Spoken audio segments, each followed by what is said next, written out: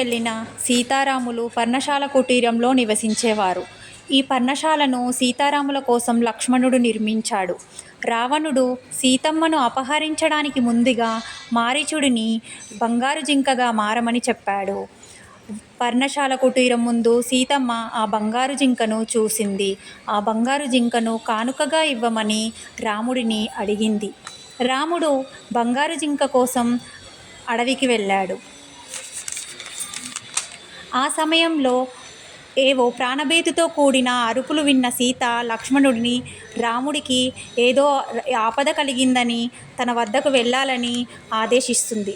అప్పుడు లక్ష్మణుడు సీతాదేవికి రక్షణగా లక్ష్మణరేఖను గీసి రాముడి కోసం వెళ్ళాడు.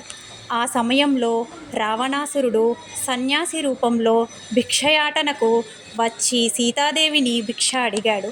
ఆమె లక్ష్మణరేఖ దాటి భిక్ష వేస్తుండగా రావణుని నిజస్వరూపం చూసి మూర్ఛపోయింది.